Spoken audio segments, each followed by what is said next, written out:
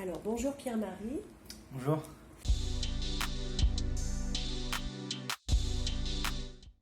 Qu'est-ce que la foi Je dirais, la foi, c'est déjà ce qui nous permet de placer dans notre vie un horizon, une dimension qui dépasse simplement les besoins et le train-train de la vie quotidienne. C'est chercher à trouver du sens dans notre existence et ne pas s'enfermer dans une routine ou dans une vie de mécanique sans... L'être humain est corps et esprit. Oui. On a une dimension spirituelle qui est vraiment fondamentale, qui est inscrite dans la nature de l'homme. Exactement. Et je pense que derrière tous les événements qui arrivent, notamment depuis le début de cette crise sanitaire, cette dimension spirituelle, religieuse, on n'en parle pas suffisamment. Oui. Donc je suis très content de pouvoir aborder ce sujet grâce à toi. Mais moi, je suis ravie aussi d'en parler avec toi. On s'est connus dans les rassemblements, parce que moi, j'appelle pas ça des manifestations. Oui. J'appelle ça des rassemblements parce qu'on se rassemble pour des causes, pour des choses très importantes, pour le bien de l'humanité. On ne manifeste pas contre quelque chose. Moi, je le vois comme ça et je pense qu'on devrait véritablement le voir comme ça. Et quand on s'est rencontrés, moi, j'ai tout de suite eu envie de t'interviewer parce qu'il y a cette dimension-là. Je pense qu'il faut mettre en avant, surtout en ce moment. Oui, c'est ce que tu dis, c'est le bien commun et puis la défense et le rappel des valeurs fondamentales de l'existence, et notamment la liberté. Alors la liberté, c'est un grand mot qui a été utilisé un peu à tort ou à travers. Mais là, on voit que toutes ces mesures, toutes ces lois, depuis 1 an et demi, 2 ans, finalement grignotent petit à petit nos libertés et impactent notre vie quotidienne. Et par rapport à cette dimension spirituelle, je suis toujours étonné de voir sur les plateaux de télévision les commentateurs, les éditorialistes qui peuvent développer de brillantes analyses politiques, économiques, culturelles. Alors on voit des débats qui durent des heures et des heures. D'ailleurs, on pense plus à avoir raison que chercher la vérité ensemble, dans un dialogue constructif. On voit que dans l'espace médiatique, on est vraiment dans la réaction et dans le commentaire et dans un débat qui est vraiment souvent au ras des pâquerettes. Et alors qu'en fait, je pense que derrière tous ces événements qui arrivent, auxquels nous sommes confrontés, la dimension spirituelle est prépondérante. Et j'aime bien cette phrase de Saint-Exupéry qui disait l'essentiel est invisible aux yeux. On ne voit bien qu'avec le cœur. C'est ça. Et je crois qu'il faut... Cette part invisible, en fait, qu'on ne voit pas d'entendre. Et en fait, tu sais, quand vous regardez quelqu'un, alors on se regarde dans les yeux, il y a une lumière, on dit que les yeux souvent sont la fenêtre de l'âme. Et je crois qu'il y a cette dimension dans l'homme qui est vraiment mystérieuse et divine. Et je pense que c'est la prise en compte de cette particularité et de cette étincelle divine chez les êtres humains qui va nous permettre de traverser les épreuves de l'histoire, du temps, puisque l'histoire... alors je suis plein d'espérance, hein, je veux pas être un prophète de malheur, mais... Non.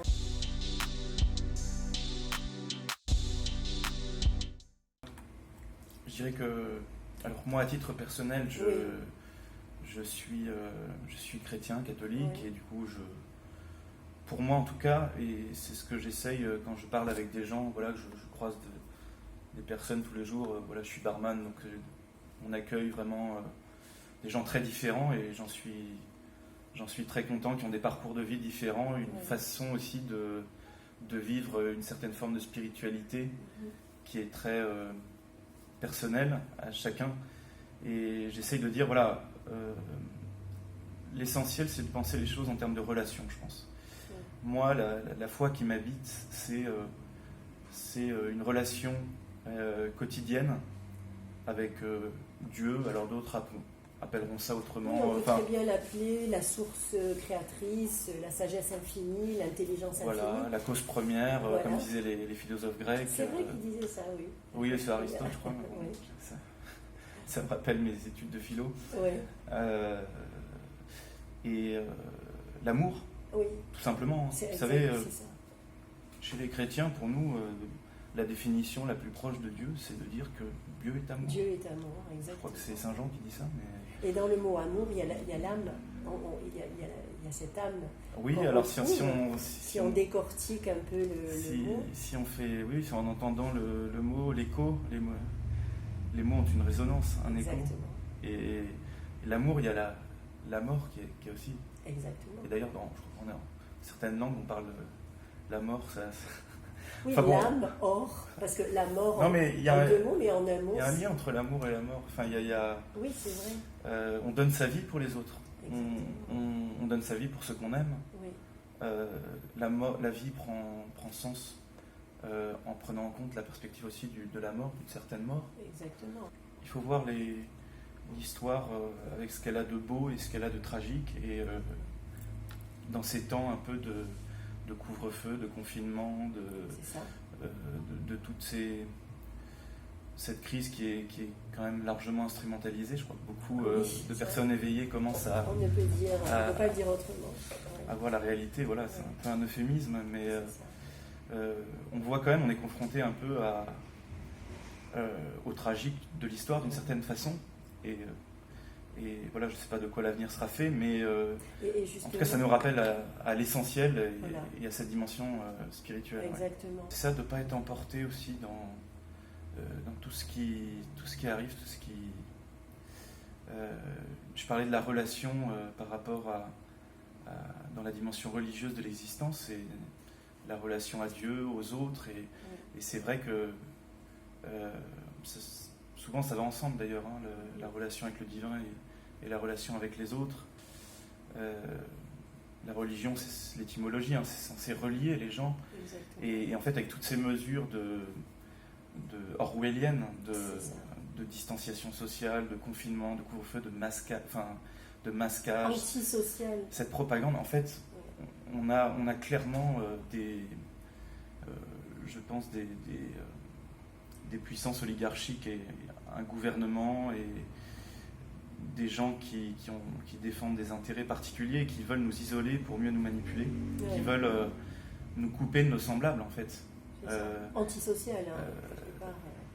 Oui, voilà, c'est ça, antisocial, alors que l'homme est un animal social, et c'est pour ça qu'on parle peu, par contre, enfin on commence à en parler là, parce que c'est vraiment criant, mais de l'impact psychologique, humain, moral, de toutes ces mesures qui sont inhumaines en fait. Dramatiques. Et vraiment, j'ai l'impression qu'on a toutes les mesures qui ont été prises, en fait, ont été prises sans mesurer l'impact humain, social, psychologique des mesures sanitaires. Oui. Et l'homme, il peut pas vivre contrairement à sa nature, et donc c'est malheureusement normal qu'il se sente bouleversé, et malheureusement il y a beaucoup de gens qui souffrent aujourd'hui à cause de la crise, des privations de liberté, de la propagande, de la peur qui est instillée sans arrêt. C'est à devenir fou, et je pense que, pour revenir à notre sujet, la foi, la religion, la spiritualité permet justement de se recentrer sur l'essentiel et de ne pas être emporté par par les tourments.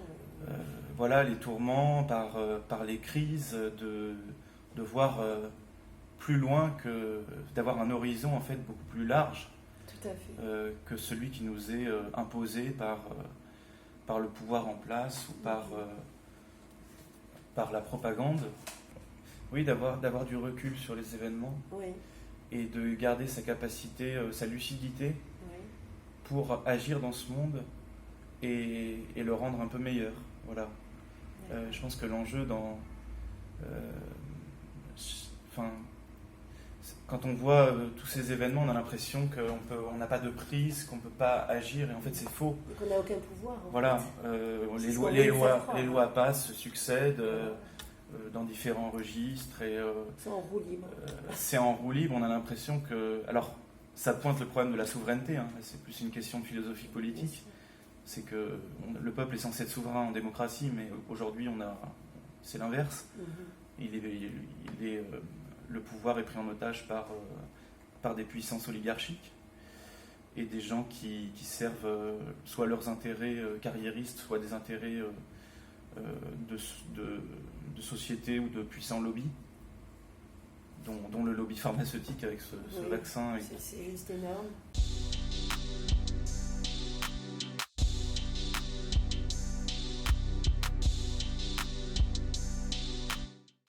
Alors, il y a, si je peux me permettre, il y a Rosa Quar, qui est une américaine, qui a écrit un livre qui s'appelle Derrière le masque vert.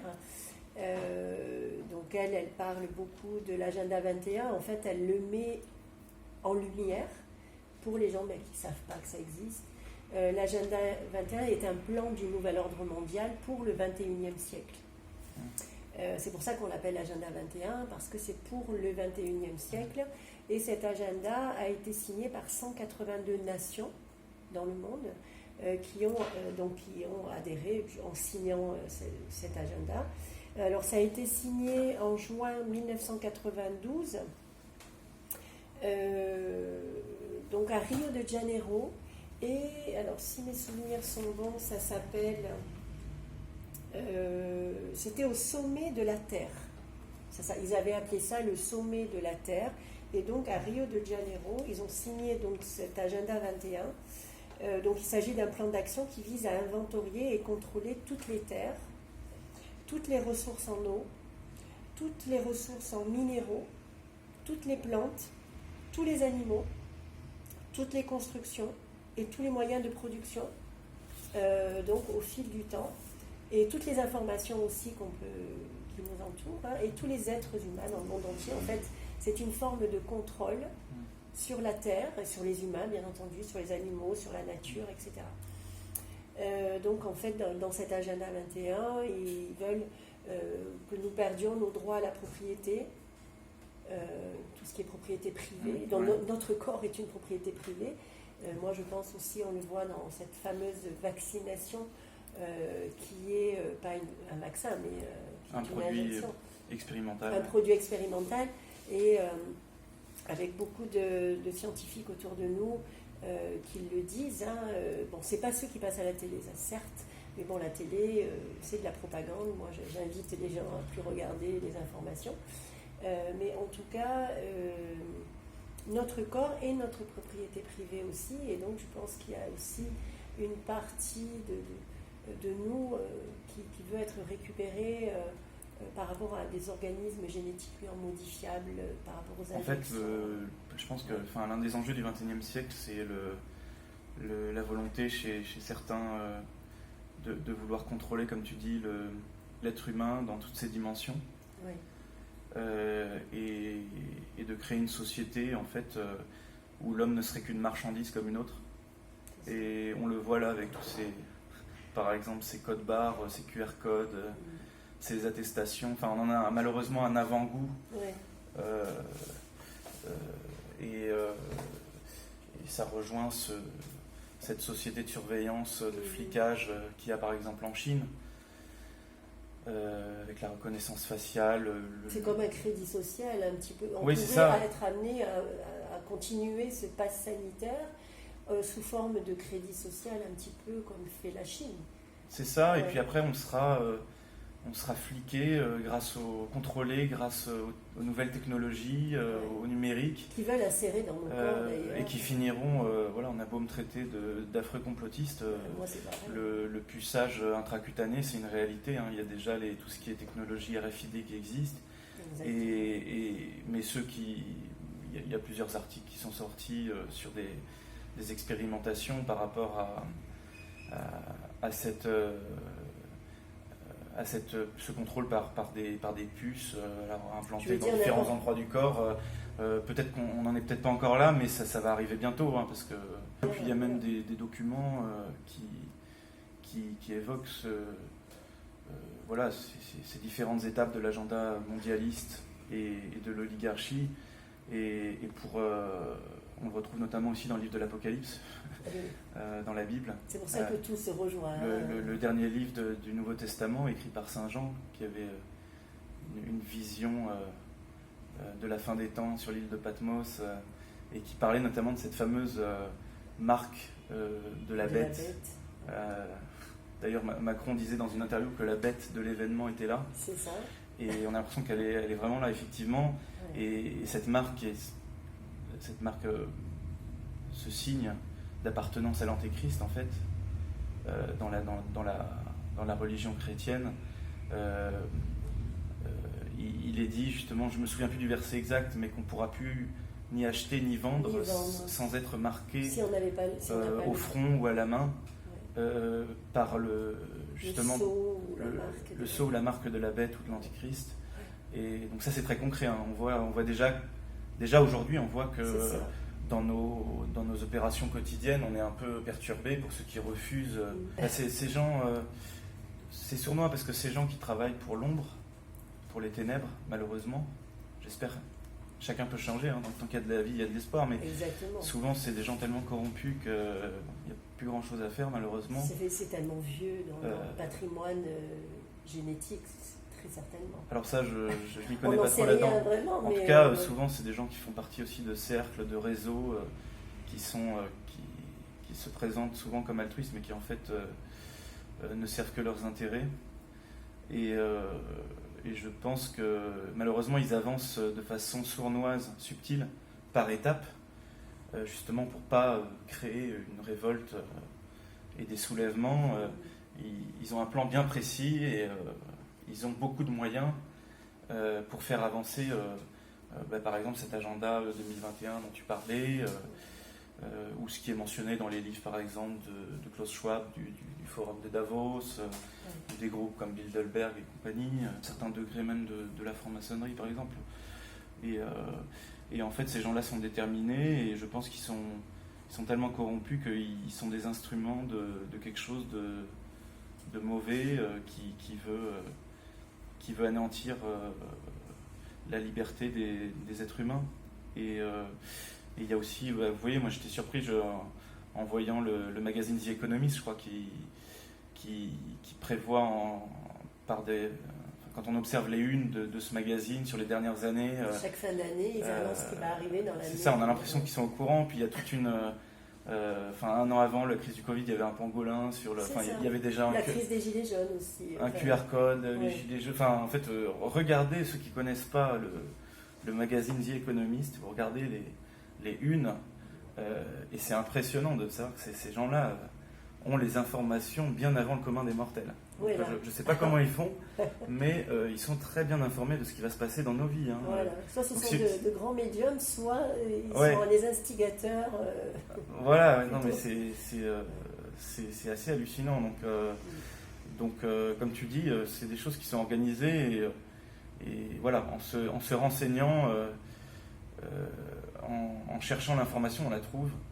Mais c'est important quand même de ne pas désespérer, parce que c'est sûr que là on dresse un tableau un peu noir. Dans l'anthropologie chrétienne, par exemple, il y a cette dimension de corps et d'esprit. Alors on n'est pas un esprit à planer au-dessus de notre corps, bien sûr que non. Et on n'est pas un corps sans spiritualité. En fait, c'est les deux qui vont ensemble, et en fait l'enjeu c'est justement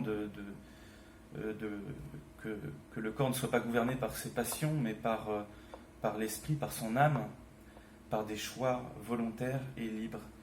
L'homme est un composé de corps et d'âme. Et c'est vrai que voilà, on a une liberté individuelle, un libre arbitre. Alors parfois on a du mal à s'en rendre compte, mais c'est un combat permanent en fait, de se délier de toutes nos pesanteurs et de tout ce qui nous éloigne de la vérité. Et ça nous amène un petit peu à Georges. Oui, alors là, l'icône là, que vous voyez en arrière-plan, c'est effectivement Saint Georges qui se combat du chevaleresque entre Saint Georges et le démon qui symbolise les puissances du mal. Et c'est vrai que Saint Georges qui est mort martyr aussi au IVe siècle, je crois, si ma mémoire est bonne, et qui... mais justement, martyr en grec, ça veut dire témoin. Oui, martourios, ça veut dire témoin. Alors je connais quelques mots grecs, je suis pas... voilà. Mais en tout cas, j'ai retenu ça, et moi je m'intéresse beaucoup au phénomène du martyr aussi, de ces...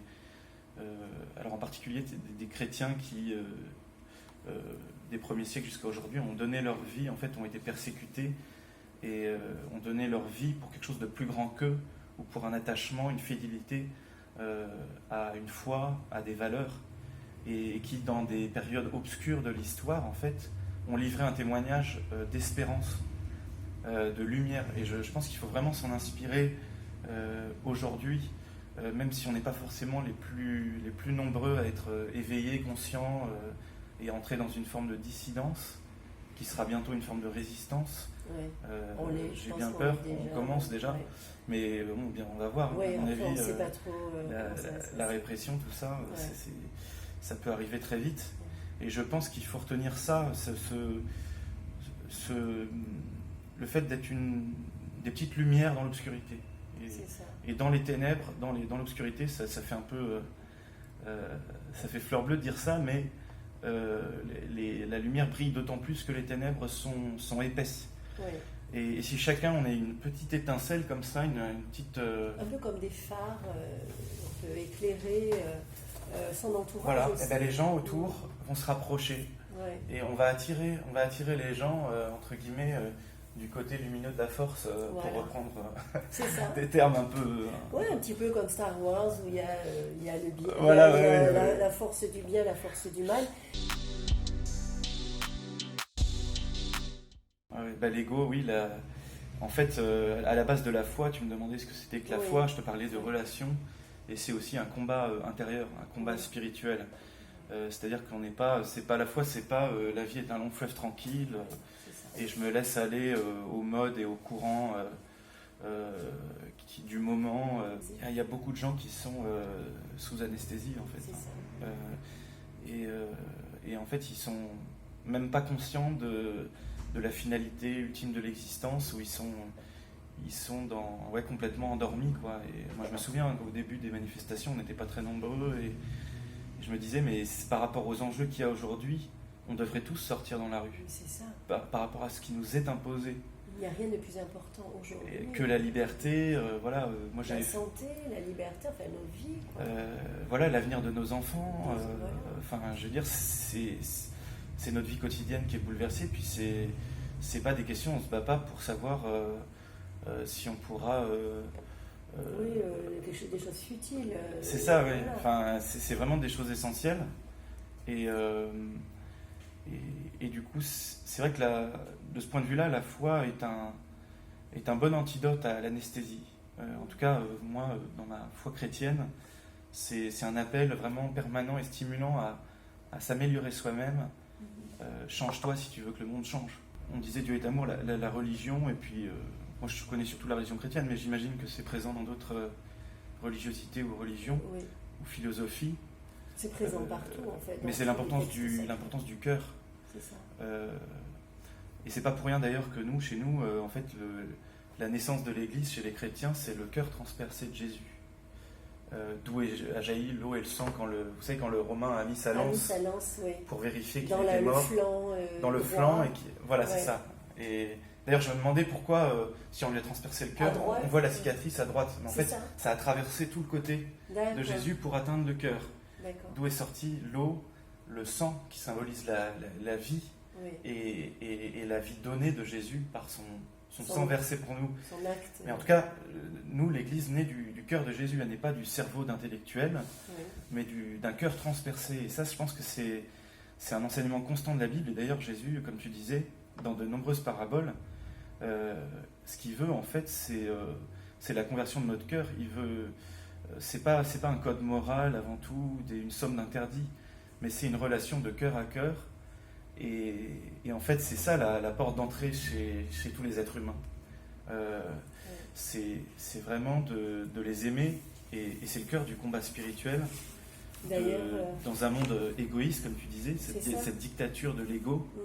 qui veut satisfaire ses passions. Et quand vous faites un geste banal qui apparemment paye pas de mine, je sais La pas, gentillesse, tout simplement. la gentillesse, une parole sympathique, un regard ou un acte de générosité, vous tirez le monde vers le haut. Oui. Vous élevez le niveau. En France, moi ça m'intéresse beaucoup, l'histoire de France, l'histoire de l'Église, et aussi l'histoire le lien entre justement la politique et puis le temporel, le spirituel. Ouais. Et c'est vrai qu'en France, on a une laïcité particulière, c'est-à-dire que c'est construite vraiment pour chasser le christianisme qui avait façonné l'histoire et l'âme de la France. Et je crois que ça, c'est vraiment un problème pour qu'on sorte de la crise, c'est de retrouver nos racines. On a vu quand Notre-Dame de Paris a brûlé, l'émotion que ça a suscité en France et dans le monde entier. Et moi, j'étais le premier à être particulièrement avoir été marqué par cet événement. Dans le drame, il y a eu justement des signes, et comme des braises dans un feu, en fait, et donc tout n'est pas perdu. Et je crois Comme que des messages. c'est vraiment le symbole de Notre-Dame de Notre-Dame de France, mais de Notre-Dame de Paris. C'est de dire que voilà, il y a un désastre, mais l'édifice est toujours debout. Et d'ailleurs, grâce hommage aux pompiers et puis à tous tous les corps de métier qui ont sécurisé tout ça. Mais tout ça pour revenir à la laïcité, c'est aussi un symbole qui nous appelle. Mais d'où tu viens ? Qui es-tu ? Et la France, voilà, on est un peuple, on a une histoire, on a une identité. Ça ne veut pas dire que tout le monde est catholique dans le pays. Non, on ne parle pas vraiment de religion comme on peut le... Mais au sens large, voilà, au sens large. On ne peut pas nier. Et même quand on est, je ne sais pas moi, un athée anticlérical, vous baladez dans les villages français, vous passez tout le temps devant un clocher, vous avez la rue, la place Saint-Louis, la rue Saint-Martin, la nature a horreur du vide. Donc, faut toujours remplacer par quelque si vous videz un pays de sa spiritualité, de sa substance, et ben ça va être soit un laïcisme intransigeant qui borderline, limite dans les zones, dans le limite. Voilà, qui va, oui, avec le clergé et puis aussi l'influence de lobby, de société, de la franc-maçonnerie. Et donc la nature ayant horreur du vide, c'est soit ça va être l'islam conquérant qui va prendre la place en fait, si la place est vide. Donc c'est pour ça que je pense que l'enjeu aussi du XXIe siècle, ce serait pas l'agenda 21 du mondialisme et de l'oligarchie, mais l'agenda réel et salutaire, c'est la redécouverte de nos racines profondes, la prise de conscience, du bien de l'histoire qui nous unit, de l'histoire qui reste à construire, à écrire, du bien commun, du fait que nos destins sont liés, parce qu'une patrie, c'est la terre des pères, c'est une famille de familles en fait, la patrie. Donc, et ça ne veut pas dire qu'on tombe dans un nationalisme enfermé, aigri, et qui rejette l'autre. Mais on est quand même solidaire d'une histoire, on est solidaire d'un peuple, et je pense que c'est l'une des clés du renouveau dans notre pays, et donc qui nous permettra de sortir de cette impasse d'une laïcité complètement désincarnée.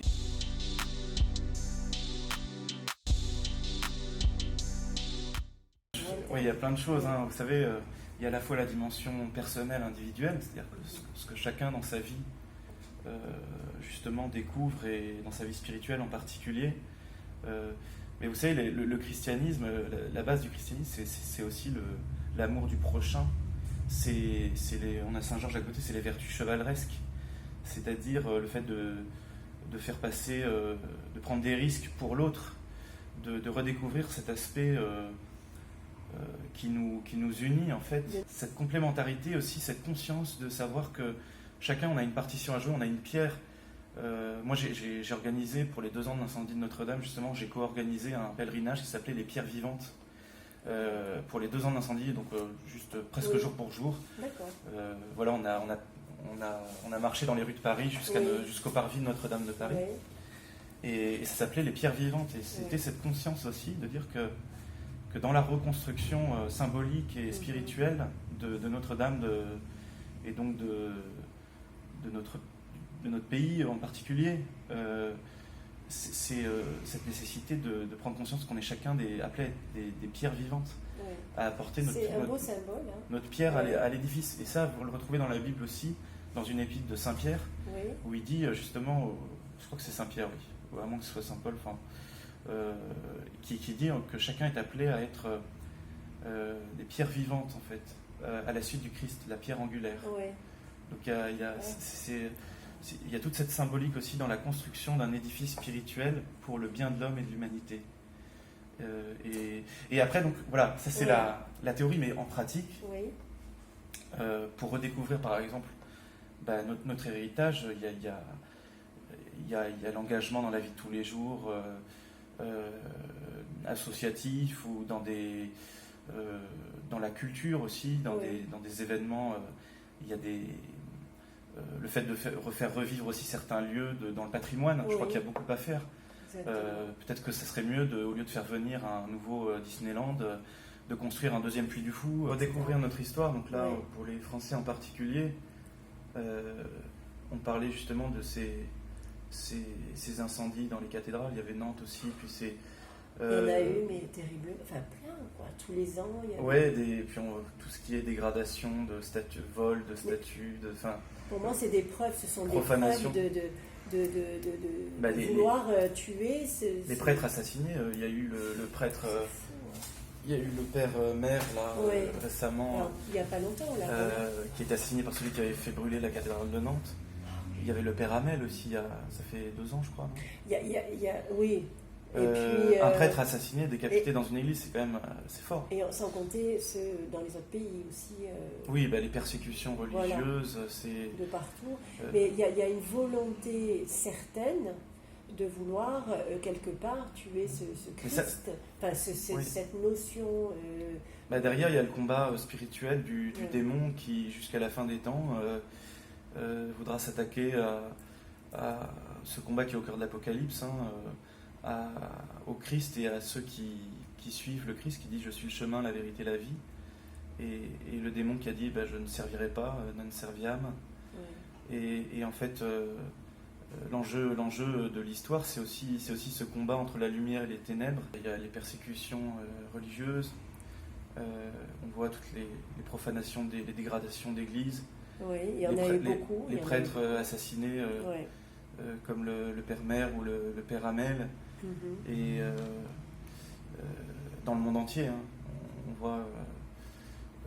on voit ce combat derrière entre la lumière et les ténèbres. Chez les chrétiens, entre le démon et le Christ et sa descendance, Christ qui a dit « Je suis le chemin, la vérité, la vie ». Et l'histoire, l'enjeu de l'histoire, c'est vraiment ce combat. Et c'est vrai qu'en France, j'ai l'impression on appelait, les papes appellent la France la fille aînée de l'Église. Et j'ai l'impression qu'on nous prive, mais c'est un problème qui a des racines profondes, mais on nous prive de notre histoire. Ça a des racines dans l'idéologie des Lumières, mais la Révolution française, et puis cette laïcité dont tu parlais, ce laïcisme. En fait, j'ai l'impression qu'on nous prive de notre histoire. On nous prive d'être fiers de nos gloires passées. C'est ça. Et donc je pense que la sortie de Christ passera par la redécouverte de nos racines, de notre histoire, de notre patrimoine. Mais pas une redécouverte extérieure, vraiment de redécouvrir, donc de retrouver ce qui a fait l'histoire de notre peuple avec ses forces et ses faiblesses, ses parts d'ombre et ses parts de lumière. Mais il faut tout assumer, et je pense que la France a un rôle à jouer, que le monde regarde. Exactement. Le monde attend quelque chose de la France, parce qu'elle a, au cours de son histoire, porté un message universel. Et donc vraiment, je pense que nous, les Français, on a une responsabilité aussi vis-à-vis du monde entier. Saint Jean-Paul II disait « France, qu'as-tu fait des promesses de ton baptême, toi, l'éducatrice des peuples, la fille aînée de l'Église ?» Et donc, je pense que c'est en France aussi que se dessinera le monde de demain. Alors ça peut paraître un peu chauvin, mais l'idée c'est de servir le bien commun en France, mais aussi du monde entier. Ouais.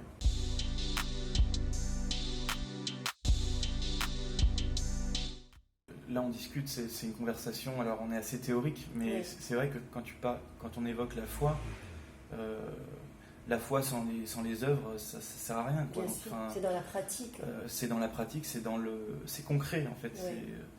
Le christianisme, c'est la religion de l'incarnation en fait. Tu parlais de l'esprit. Notre esprit, il passe par notre corps en fait. C'est-à-dire que le corps doit être le prolongement de ce que l'esprit préconise, et donc d'aller secourir, plus que des grands discours, d'aller à la rencontre de l'autre. De voir quels sont ses besoins, de voir qu'est-ce que je peux faire moi à ma petite échelle sans sauver le monde. Je me rends compte de ça en travaillant là dans un bar associatif, que plus parfois que des choses matérielles, en fait, ne serait-ce que d'écouter quelqu'un, mais de l'écouter avec le cœur, avec l'attention, vraiment, ça peut apporter beaucoup à certaines personnes. C'est énorme pour certaines personnes. Certaines personnes qui sont dans l'isolement. Et en fait, le fait de tendre l'oreille, d'écouter et de concrètement s'intéresser à la personne, ou par des petits gestes, des petites attentions. Il faut petit à petit essayer de se dire qu'est-ce que je peux faire, un petit effort, et sans être le sauveur du monde parfait. Non, et c'est vrai que ça rejoint l'enseignement de Jésus, des béatitudes aussi, qui dit j'avais faim, vous m'avez donné à manger, j'avais soif, vous m'avez donné à boire, j'étais nu, vous m'avez donné des vêtements, j'étais prisonnier, vous m'avez visité. C'est très concret en fait. L'amour, c'est pas les grands discours, mais ça doit s'incarner dans nos vies. Et ça fait un peu une homélie là, mais moi-même j'ai beaucoup de mal à le vivre, mais ça n'empêche pas d'essayer de le vivre. Mais dans les crises qu'on vit actuellement, en fait, on a souvent plus d'occasions peut-être qu'avant d'exercer cette solidarité par divers moyens. C'est pour ça que je veux en parler. Parce que le réel étant plus difficile, dans les crises, la crise c'est aussi l'opportunité, quoi. C'est ça. C'est comme si on nous tendait la main pour aller vers ça. Et puis on se retrouve à aller dans des endroits, à faire des rencontres qu'on n'aurait jamais faites auparavant. Peut-être qu'on ne se serait jamais rencontrés si on n'avait pas manifesté. Je sais que tu n'aimes pas ce mot, mais si on n'était pas présent dans ces rassemblements. Lors de ces rassemblements. Place de la liberté. Et donc, dans ce côté quelque part négatif, il y a tellement de positif. C'est dans les traditions asiatiques, on appelle ça le yin et le yang. Le but étant de trouver l'équilibre dans tout ça aussi. Et l'équilibre, on ne peut pas le trouver à l'extérieur de soi, en fait. Et on l'a déjà, et comme tu dis justement, incarner ce que... Donc, quelque part, ce qu'on veut être, quelque part, mais si on n'a pas la conscience de ce qu'on est, de ce qu'on peut être, c'est pas facile pour les personnes, quoi. Déjà, je pense que pour traverser un peu ce qu'on vit, et pour pas, avec toute cette société qui est en train de se dessiner, ce nouveau modèle de société, je pense qu'il y a aussi des moyens concrets, comme tu disais, par exemple éteindre sa télévision, faire attention peut-être à mieux s'entourer aussi pour se soutenir, parce que c'est pas évident, surtout quand on a une pensée qui va un peu à contre-courant de la majorité. Peut-être aussi s'interroger sur voilà, faire de la méditation ou rentrer dans une église, cultiver un peu le silence aussi. Exactement. Se détacher un peu. Moi, ce que j'ai beaucoup de mal à faire, hein, c'est vraiment. C'est pas toujours facile. Je suis un peu gêné d'en parler parce que Ouais. je suis un peu esclave aussi Ouais. de tous ces smartphones et tout ça. C'est Mais ça.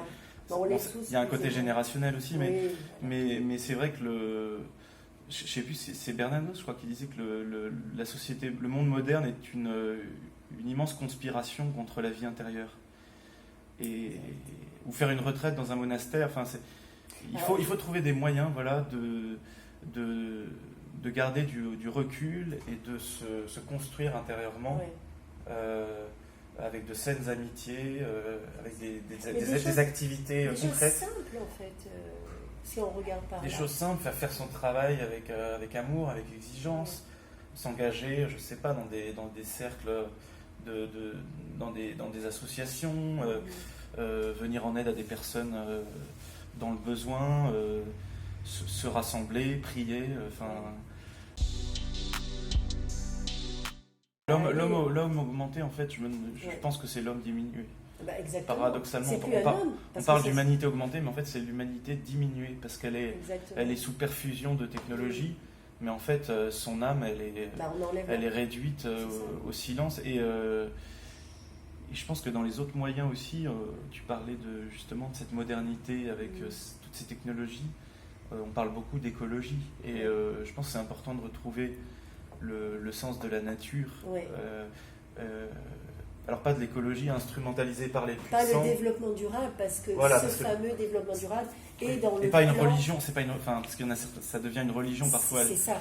Et puis on a l'impression que l'homme est ce qui pose devrait disparaître. Voilà. Mais retrouver la création, la nature dans sa vie de tous les jours. Une saine écologie intégrale, donc avec l'homme qui est un peu le sommet de la création. Hein. C'est ça. Quand on voit le récit de la Genèse, de la création, Dieu commence par créer les astres, l'eau, la lumière, les animaux, les bestioles, la verdure, et puis l'homme et la femme. Et il y a toute une harmonie à redécouvrir ici, mais concrètement en fait, hein, dans son rapport au monde. Et dans son rapport à la nature. C'est ça. Alors, pour revenir à cet amour de son prochain, cet amour, enfin, en tout cas des règles d'or, comme le disait le Christ, traitez les autres comme vous voulez être traités, ça aussi. Je pense que c'est exactement, aujourd'hui, on doit vraiment prendre conscience de ça. C'est une philosophie. Cette philosophie, améliorer votre vie aujourd'hui. Philosophie de vie. Voilà. Et c'est tellement trouble. Se mettre à la place de l'autre. Dépasser l'ego, comme tu dis. Exactement. Pour rencontrer l'alter ego, l'autre moi. Voilà. Qui est en face de nous, dans lequel on se mire, l'effet miroir. Mais c'est dans cette plus qu'un miroir, dans cette relation que en fait notre humanité grandit en nous aussi. Ouais. Et là, donc ils mettent des muselières, j'appelle ça des masques des muselières à tout le monde. Mais ça c'est très symbolique. C'est très symbolique. Parce que la base de la sociabilité, c'est le visage.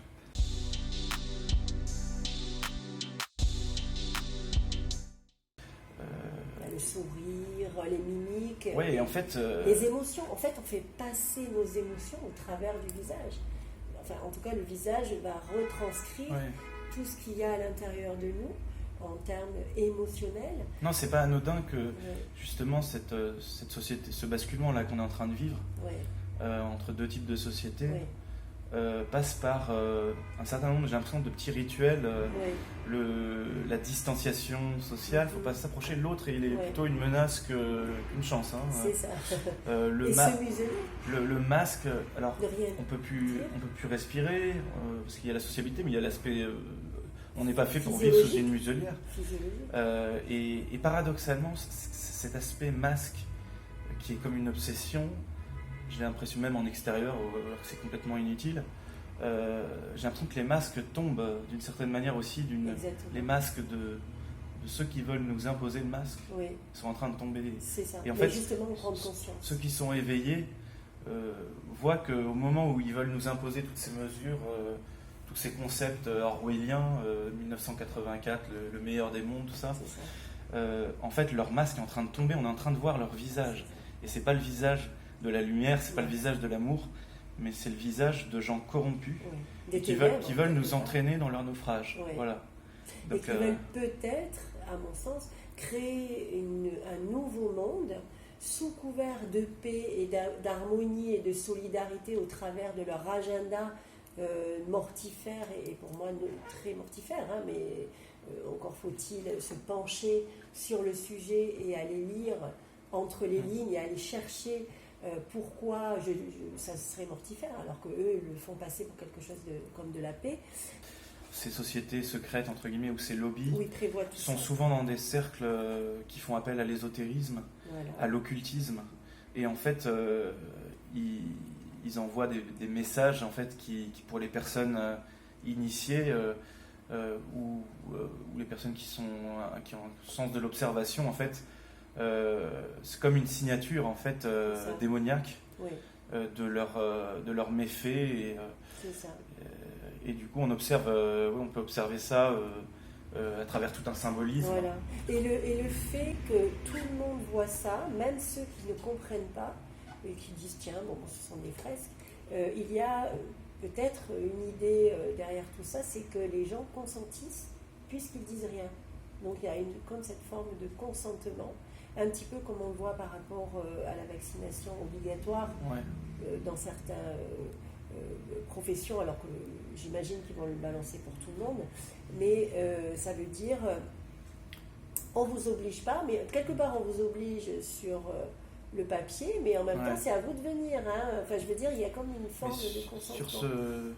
Oui, puis j'ai l'impression que tu évoques la vaccination, et là on est à la fin du mois d'août, mais ça va pas tarder à arriver avec la rentrée scolaire. Pour les enfants. Bon, je veux pas lancer un débat sur ce qu'on appelle la vaccination, parce qu'en fait c'est un produit génique, de thérapie génique expérimentale. Et puis c'est un abonnement vaccinal, hein, puisqu'il faudra faire 3e, 4e dose à chaque variant. Mais tout ça pour dire que la vaccination est... j'ai l'impression que c'est comme un rite un peu initiatique parfois pour rentrer dans cette nouvelle société, en fait. Ça passe par cette fameuse piqûre, ce nouveau Saint Graal. J'allais dire ça. Et d'ailleurs, je le déplore, mais c'est encouragé. Enfin, moi, en tant que chrétien, je suis assez scandalisé par les déclarations, par le silence, voire la complicité des autorités ecclésiales, à commencer par le sommet. Ça me paraît complètement irresponsable, et on a l'impression parfois que c'est comme un nouveau sacrement, en entendant le discours du Vatican, pour rentrer dans cette espèce de... D'ailleurs, ils parlent souvent de monde d'avant, monde d'après. En fait, ils veulent... il y a une volonté, ça se voit, de créer ce nouveau monde, bien sûr sous couvert de paix, d'urgence sanitaire, mon Dieu, il faut tous nous sauver. Mais en réalité, quelque part, c'est là où on est comme à un rond-point, en fait, où on doit choisir. On trouve nos gilets jaunes. On retrouve les gilets jaunes. Alors c'est fou parce qu'on sait que quelque part, le mouvement des gilets jaunes a été quelque part fomenté, parce qu'on le voit dans les économistes, etc. Mais à côté, il s'est créé un mouvement tellement fort et puissant qui fait que beaucoup de gilets jaunes aujourd'hui se sont réveillés et éveillés aussi. Et que il y a une symbolique forte du rond-point. Oui, le gilet jaune, c'est déjà c'est dans la nuit. C'est c'est un signal, c'est un avertissement pour dire je suis là, pour que les voitures nous écrasent pas. Et puis le rond-point, c'est le moment où on est appelé à changer de direction. Donc en fait, sur un plan plus métaphysique, il y a une symbolique très forte dans le mouvement des Gilets jaunes, je pense, qui est loin d'être anodine. Et alors je parle plutôt des Gilets jaunes canal historique, et voilà, après ça a été instrumentalisé, tout ça. Exactement. Mais je pense que le problème n'avait pas été résolu à l'époque. Et là, on a un mouvement de contestation qui, je pense, dans lequel on retrouve beaucoup de Gilets jaunes aussi, qui... Alors, peut-être sans être éveillé forcément pour tous.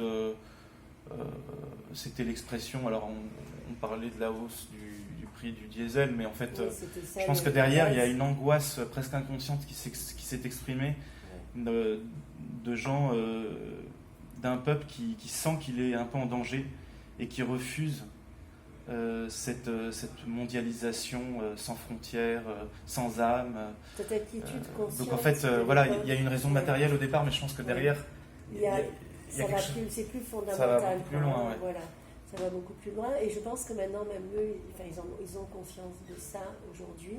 Enfin, je parle des Gilets jaunes de la première heure, ceux qui étaient vraiment les premiers dans ce mouvement, tous unis par rapport à ce mouvement. Et ils ont compris beaucoup de choses. J'en ai parlé avec eux, ils ont compris quand même pas mal de choses. Donc c'est vrai que la symbolique du rond-point, aujourd'hui, on a même dépassé un peu le rond-point. J'ai le sentiment qu'on a quand même un peu dépassé le rond-point. Et qu'il y a une urgence pour l'humanité, en tout cas la France, puisque cette France qui est sous l'œil, enfin qui est dans l'œil, comment on appelle ça, l'œil de bœuf là, c'est quand on regarde à la porte, on est un petit peu dans le viseur, enfin tout le monde a... Oui, moi je suis persuadé. Mais moi aussi, c'est-à-dire que... Mais déjà avec les Gilets jaunes, à un moment... Comment faire les Français, quoi. J'ai cru, mais déjà les Gilets jaunes commençaient à se répandre il y a 2 ans dans d'autres pays. Déjà, oui. Et moi je sentais qu'il y avait une force révolutionnaire dans ce mouvement. Oui. Je reste persuadé qu'il y a vraiment quelque chose de puissant qui est encore là. Et c'est vrai que le monde, la France a ce côté universel, et en bien comme en mal en fait, qui fait que les autres pays attendent quelque chose, je pense, de façon plus ou moins consciente. Mais qu'est-ce qu'on va faire ? Moi j'ai bon espoir, si vous voulez, que les Français reprennent leur destin entre leurs mains, alors avec l'aide de la Providence peut-être, mais sûrement même. Oui. Aide-toi, le ciel t'aidera. Mais que après ça suivra, ça fera comme une...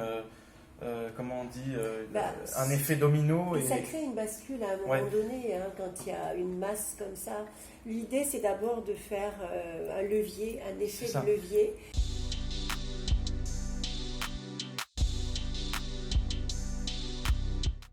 Il y a beaucoup de prophéties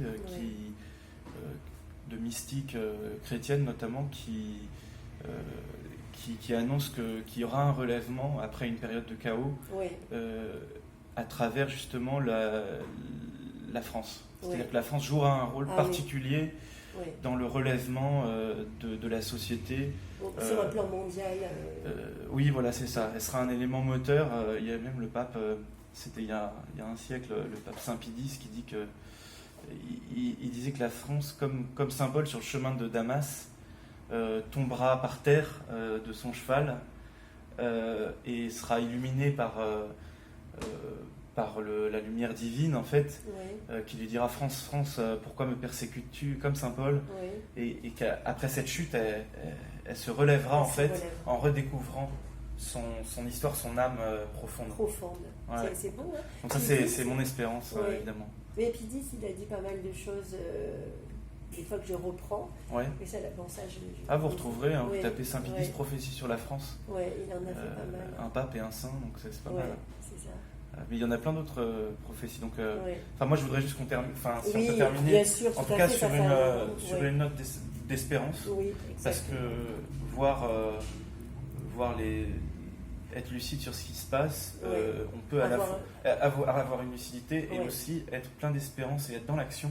Voilà, avec cette foi, c'est-à-dire suivre des valeurs, parce que nos valeurs fondamentales, comme si on était aveuglé complètement par cette peur, par tout ce qu'on veut nous faire croire par rapport au sauveur qui est le vaccin, et grâce au vaccin on va pouvoir travailler, grâce au vaccin on va pouvoir aller au restaurant, etc. Donc revenir à l'essentiel, mettre de l'ordre dans son esprit, trouver la clarté à l'intérieur de son esprit, tout d'abord, garder la confiance. La confiance n'est pas exempte d'efforts.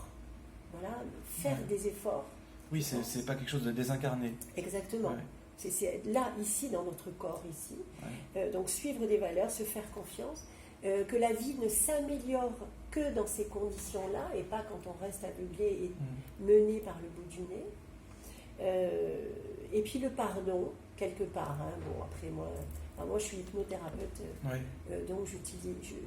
donc dans mon travail, j'amène les personnes à accepter des situations dans l'inconscient, mais l'accepter pleinement. C'est-à-dire accepter que là, ce qu'on vit, on le vit et que c'est compliqué. Macron a dit 6 fois, nous sommes en guerre. Donc, bien prendre conscience de ce qu'il a dit et qu'il n'a pas dit ça au hasard. C'est l'oligarchie qui est en guerre contre nous. Hein. Pour ceux qui ne l'ont pas compris. Exact. Alors, je te remercie. Parce et la guerre, il l'a mené. C'est ce que j'allais dire. Voilà. En fait, il a déclaré la guerre à son propre peuple. Voilà. Mais la France s'est occupée de l'intérieur. Mais le problème est profond, il est ancien, même si ça s'est accéléré dernièrement. Mais pour compléter ce que tu dis, oui, il y a le pardon, puis il y a aussi, je pense, nous, la base aussi chez les chrétiens, c'est l'humilité, c'est la conscience de ses limites. Et ça ne veut pas dire se dénigrer, mais ça veut dire accepter la vérité de son être, ce que tu dis, se réconcilier avec son histoire, en sachant qu'on n'est pas des surhommes, qu'on a des parts d'ombre et des parts de lumière, et en fait avoir l'humilité d'accepter ses limites. Et nous, le pardon, dans le christianisme, c'est aussi la base. Hein. C'est pour ça qu'on a le sacrement de confession, pour justement... qui est une forme de libération quelque part, de guérison même, je dirais. Oui, c'est un sacrement de guérison, c'est-à-dire qu'on reconnaît, voilà, ce Seigneur, voilà, j'ai essayé, mais je n'y suis pas arrivé, j'ai fait ci, j'ai fait ça, et le Seigneur, le prêtre, au nom du Seigneur, dit « je te pardonne », au nom du Père, du Fils, du Saint-Esprit. Et ça, c'est ça la bonne nouvelle, c'est que pour nous, moi, le Dieu en lequel je crois, c'est pas un Dieu qui est là pour nous condamner. Vous savez, le vieux barbu avec son tampon. Moi, ce que j'essaye de transmettre autour de moi, et c'est dur parce qu'il faut se défaire de ce qu'on projette aussi sur le divin, mais en tout cas, moi, c'est ce qui me fait avancer, c'est le père de la parabole de l'enfant prodigue, son enfant a dépensé tout l'argent de la famille, il a eu une vie de débauche, et il revient, et le père, au lieu de le juger, de l'engueuler, le court vers lui et le prend dans ses bras. Et pour moi, l'évangile, ça veut dire bonne nouvelle. La bonne nouvelle, c'est ça. C'est que quoi qu'on ait fait, quoi qu'on fasse, le Seigneur, le Dieu en lequel je crois, nous aime infiniment, nous pardonne tous nos péchés. Et c'est comme le bon larron, vous savez, sur la croix, qui regarde Jésus. Et Jésus lui dit, tu seras avec moi au paradis. Il n'avait pas forcément une vie extraordinaire. Il a croisé le regard de Jésus. Le visage de Dieu, pour nous les chrétiens. Oui. Le visage, on retrouve toujours cette symbolique du visage. Oui. Et il a fait un acte d'humilité, en fait. Et je crois que l'humilité, la reconnaissance de ses limites, c'est une source de libération, comme tu dis, de guérison. Et après, on devient indulgent envers les autres. Voilà, et on peut être dans le service pleinement aussi, sans en attendre rien, et juste parce que ça part du cœur, quoi, tout simplement. Voilà, et le cœur, c'est universel, quelle que soit sa religion, sa croyance, sa philosophie. Et dans l'universel, il y a universel aussi, c'est-à-dire peut-être ce Dieu ou cette source, on peut l'appeler de différentes façons. Voilà, après nous, on a des visions souvent très humaines du divin, tout ça. Et la place du cœur, là où est ton trésor, là est ton cœur aussi. C'est une phrase de la Bible, ça. Et en fait, quand on ouvre son cœur, on ouvre aussi celui des autres. Merci Pierre-Marie.